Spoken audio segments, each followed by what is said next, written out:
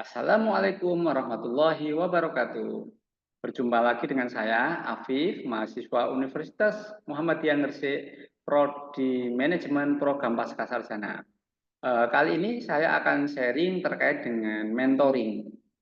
Oke, ditunggu sebentar, saya akan bagikan share screen-nya.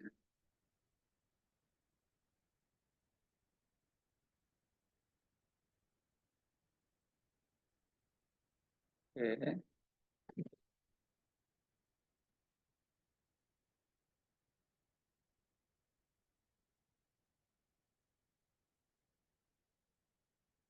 Oke, untuk pembelajaran terkait mentoring ini, saya dibimbing oleh dosen yang sangat keren sekali. Beliau adalah Profesor Insinyur Joko Sulistyo MM, CPHCM, CHRMP. Nah, beliau ini adalah sosok yang selalu memberikan motivasi kepada kita di setiap perkuliahan dengan tagline yang sangat-sangat mudah diingat.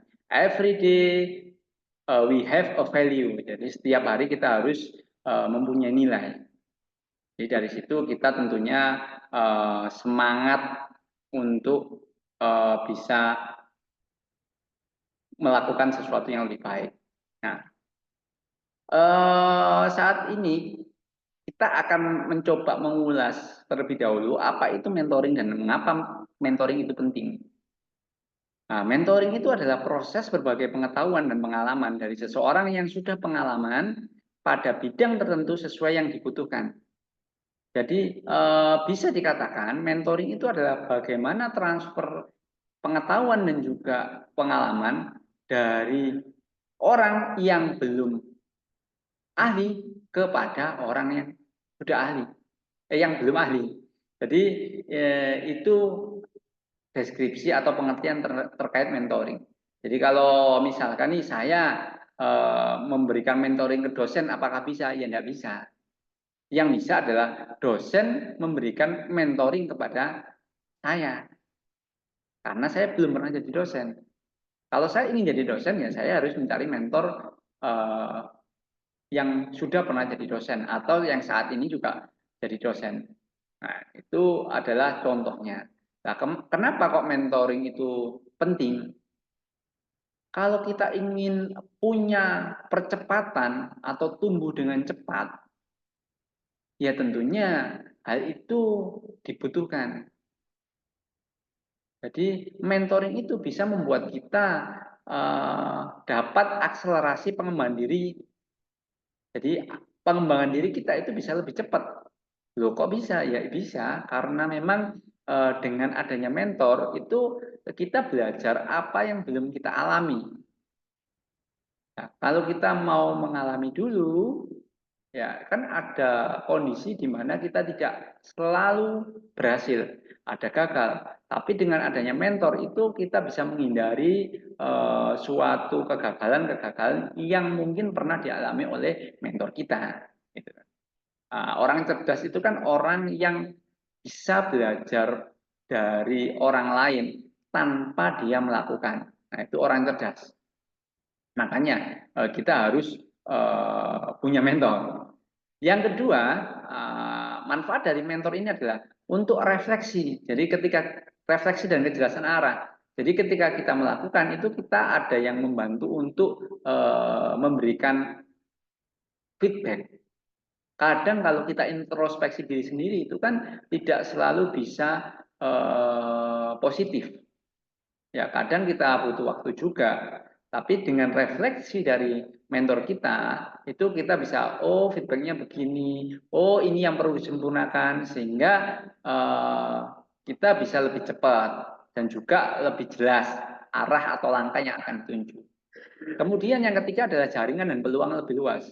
Otomatis dengan kita punya mentor, maka mentor kita itu punya kenalan-kenalan, relasi-relasi yang kita juga bisa manfaatkan. Jadi kita bisa sama-sama berkembang.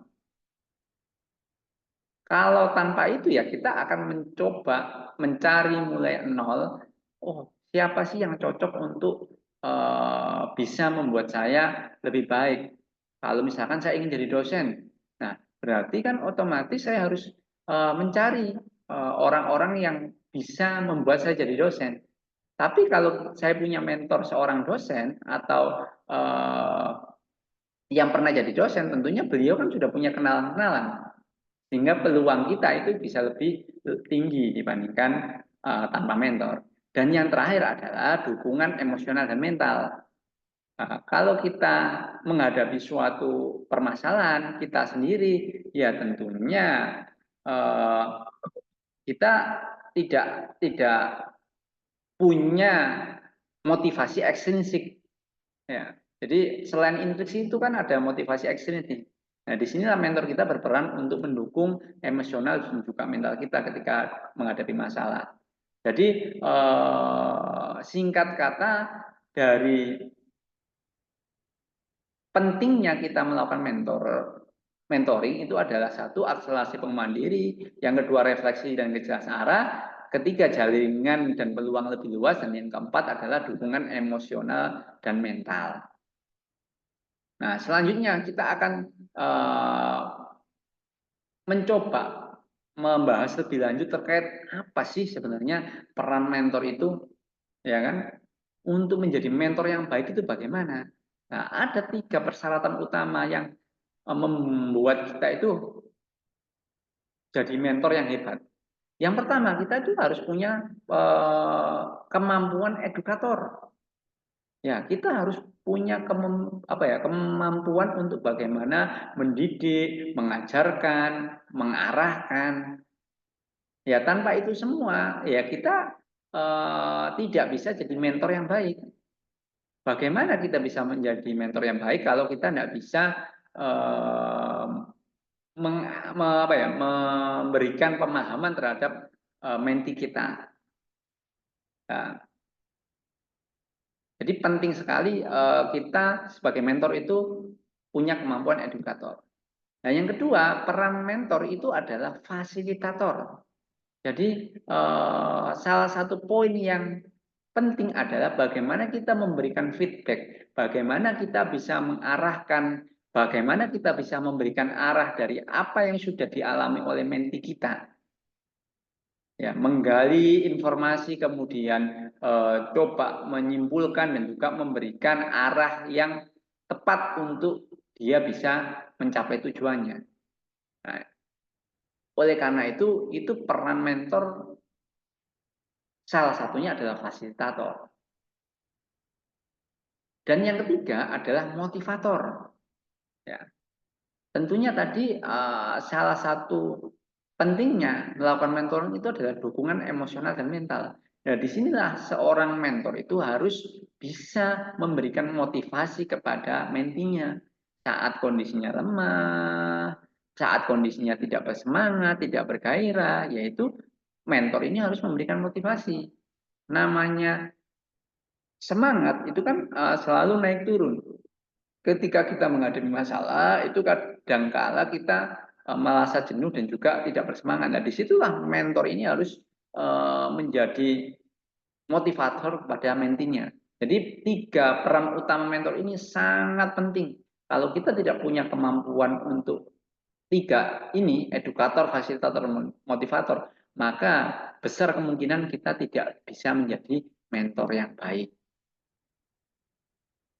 Nah, selanjutnya kita akan membahas terkait tips mentoring yang efektif. Nah, kalau kita sudah belajar terkait apa itu mentoring, kenapa penting mentoring itu, kemudian kita sudah belajar bagaimana menjadi mentor yang baik, kita punya kemampuan apa saja. Nah, kali ini cara untuk melakukan mentoring yang efektif itu seperti apa? Nah, sederhana sekali, ada 4 step yang harus dilakukan. Yang pertama adalah saya melakukan, kamu melihat. Yang kedua adalah saya melakukan, kamu membantu. Yang ketiga adalah kamu melakukan, saya membantu. Dan yang keempat adalah kamu melakukan, saya melihat. Jadi seorang menti itu dibimbing tidak hanya dengan bercerita, tapi dengan langsung learning by doing. Jadi saya sebagai mentor itu harus menyontohkan terlebih dahulu kepada menti. Oke, kamu lihat dulu ya, saya yang melakukan. Nah, setelah itu baru nanti saya melakukan, ya mentornya melakukan, mentinya membantu. Biar dapat experience, oh ternyata begini ya cara melakukannya. Jadi nggak langsung dilepas. Sama seperti kita belajar bersepeda, kan nggak bisa langsung dilepas. Ya kan? Nah, baru yang ketiga itu adalah kamu melakukan, saya membantu. Jadi dia melakukan, mentinya ini melakukan, mentornya membantu. Ya, nah, baru yang terakhir adalah kamu melakukan, saya hanya melihat.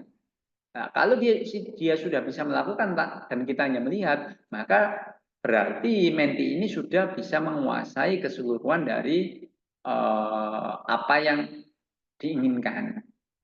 Nah, pertanyaannya adalah, loh, apakah empat ini harus dilakukan secara bertahap? Idealnya sih iya.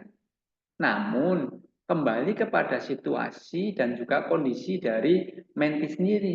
Kalau mentinya itu ternyata punya kemampuan yang sudah baik di awal, maka kita bisa langsung melakukan tahap kedua. Misalkan nih, kita edukasi dulu. Seperti tadi ya, kita punya edukator, jadi kita edukasi.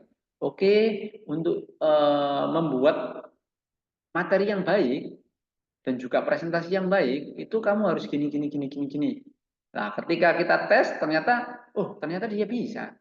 Kita jelaskannya dia sudah sangat-sangat bisa, maka kita coba langsung, oke saya melakukan, kamu bantu ya, kamu buatkan materinya ya, nanti saya yang koreksi dan lain sebagainya. Nah, disitulah kita bisa langsung masuk ke poin dua, nggak harus poin pertama.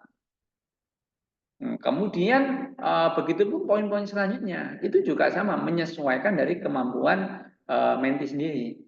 Atau bisa juga, saya tetap step satu nih, saya melakukan, kamu melihat. Ternyata kita coba lihat, ternyata dia langsung bisa melakukan, kita hanya melihat. Itu juga ada kemungkinan seperti itu. Tergantung dari kondisi mentinya dan juga kompleksitas apa yang ingin dikuasai. Seperti itu. Jadi mentoring ini juga harus spesifik dan juga jelas seperti apa. Nggak bisa hanya secara global. Kalau secara global tentunya nanti akan harus disepakati beberapa tahapan yang memang harus dilakukan terlebih dahulu. Ya, ini adalah tips yang mudah untuk kita bisa melakukan mentoring yang efektif. Loh, apakah ada cara yang lain untuk bisa melakukan mentoring? Ya banyak. Cuman ini saya coba ringkas dan juga rangkum dari beberapa sumber yang ada. Dan ini juga saya coba terapkan secara langsung dan hasilnya positif. Yang penting itu tadi, kita harus melakukan penilaian dan juga observasi awal terkait kemampuan menti ini seperti apa. Kemudian kita juga harus sepakati juga apa yang ingin dituju dari menti ini. Nah, kalau itu kita sudah dapat, baru kita akan lakukan. Tentunya kalau kita jadi mentor, itu kan menti kita menganggap kita itu sudah punya keahlian di situ. Kalau kita ternyata nggak ahli di situ, ya kita harus jelaskan. Itu memang bukan bidang yang bisa dibuat untuk saya jadi mentor. Harus disampaikan itu. Kalau nggak gitu ya nanti mentoringnya tidak berjalan dengan baik. Nah, ketika kita sudah paham itu apa mentoring, pentingnya, perannya, peran mentor itu seperti apa dan tips mentoring yang efektif, maka kita harus merubah kondisi kita saat ini untuk bisa tumbuh menjadi lebih baik dan lebih cepat. Dengan cara apa? Ya kita harus cari mentor kita. Kalau kita saat ini sudah punya mentor, kita harus bertanya, mentor kita tepat nggak sih untuk keahlian saya? Kalau saya ingin menguasai 3 keahlian sekaligus, ya bisa 3 mentor. Jadi jangan hanya 1 mentor. Kalau saya ingin menguasai digital marketing, ya saya harus punya mentor digital marketing. Kalau saya ingin menguasai public speaking, ya harus ke public speaking. Jadi tidak bisa satu mentor dibuat untuk menguasai semua keahlian. Seperti itu. Nah, izinkan saya menutup session sharing knowledge terkait mentoring ini dengan beberapa poin. Yang pertama adalah mentor sejati adalah orang yang membantu kita menyadari dan menghidupkan potensi yang belum kita sadari sendiri. Mentoring bukan tentang knowing, tapi tentang growing. Dengan mentoring, kita bukan hanya surviving, tapi thriving. Sesuai hadis, riwayat atau berani, sebaik-baik manusia adalah yang paling bermanfaat bagi orang lain. Jadi, marilah kita menjadi mentor yang baik buat orang lain, dan marilah kita mencari mentor yang baik untuk kemajuan hidup kita. Akhir kata, assalamualaikum warahmatullahi wabarakatuh.